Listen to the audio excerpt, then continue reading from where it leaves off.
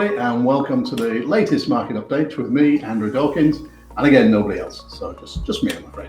So April, I think in general, has been very, very good for our investment portfolios, and for the first time in a wee while, all the funds we currently recommend are up in value for the month. So it's been a very good April in general. So if we look at the markets in a bit more detail, the UK has been the best performing sector from our portfolios, and especially true of the smaller companies sector.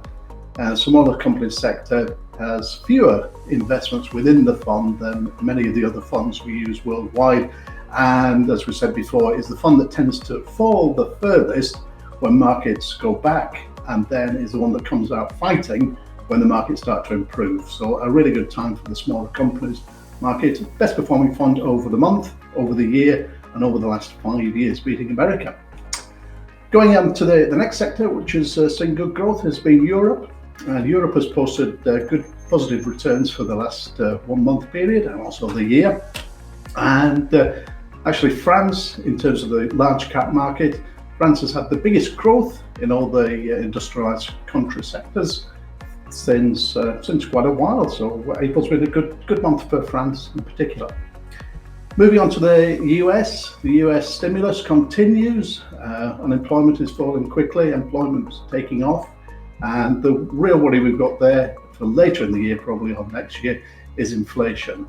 Although the people that control the money supply in America don't seem to be too worried about that at this moment in time. The American funds that we use, third best performing over the last 1 month, and then over the 2, 3 and 4 year periods, our best performing funds and returns have come from America. So we're expecting good things to continue there.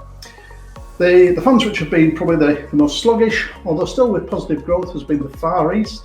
Negative returns in Japan, so we've not seen that for a wee while, but Japan's gone backwards. The other part of the Far East, though, looking fairly good.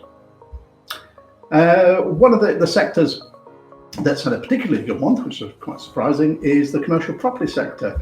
So our commercial property funds are both positive, which is good, and showing actually perhaps that there's a new normality has returned to the property market, and that people are now visioning forward for the next working phase, people going back to work perhaps, or even repositioning the actual ownership of the assets that we hold. So commercial properties are very well for us this month.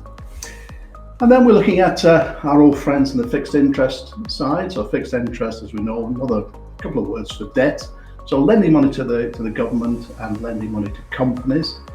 They're positive, and we haven't had positive figures generally for the last few months from this sector, but only slightly positive. So I think the challenge we see with fixed interest still is the risk of inflation later in the year, which then pushes down the price of these assets, and also the sheer weight of cash that's been generated from governments and central banks throughout the world.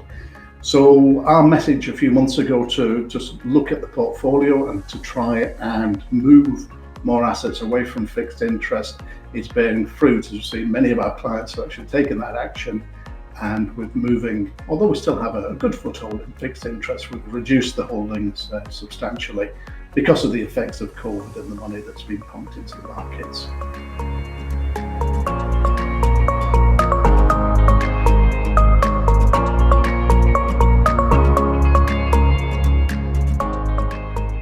This month's performance figures. The defensive portfolio is up 1.2% over the month, and over the year 9%. The cautious accounts up 1.6% and 14% for the year. Our balanced portfolio up 2.7% and 20% for the year. Capital growth accounts up 2.6% over the 1 month and 26% over the year. And the biggest performing, or the best performance for the bigger list, is our aggressive portfolio, up 3% over the month and 31% over the year.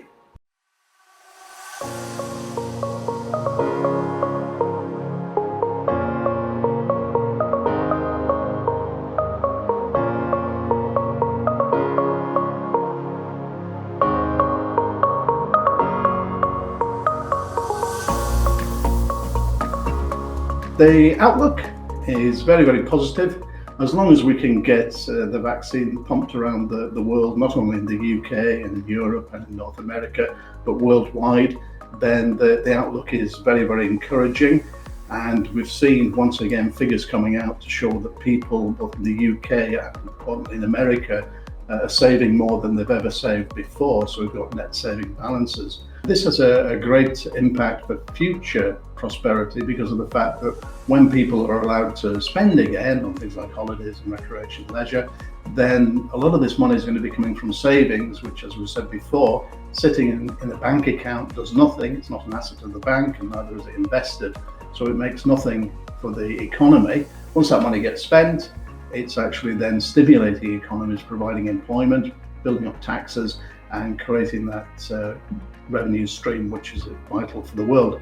So that's going to be giving us a great uplift, and it's going to come without the usual tailwind of a lot of credit on the back of it. That's really good. For later in the year, then the inflation is an issue, and probably will come back. And this really affects those assets that are price sensitive. So companies that can't put the prices up too much without consumers going elsewhere. Fortunately, a lot of the assets we hold are not that price sensitive, and so we should be able to ride out. And in fact, inflation's in many respects a good thing, because it shows that there's too many people chasing too many products or assets, and therefore the price increasing generally increases the price of the assets that we hold. So it's no bad thing, actually. And we can see that in Japan, where for many years they've had negative inflation, and negative inflation has been not very good at all for the economy there. So inflation is actually a good thing, as long as we consider the implications of that and make sure we design portfolios that are capable of withstanding that.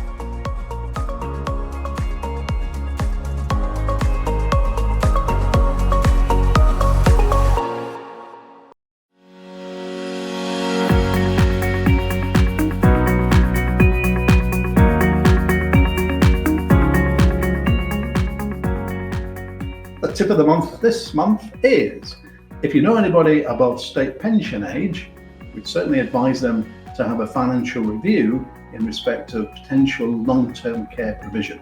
Taking action early really can have a great benefit.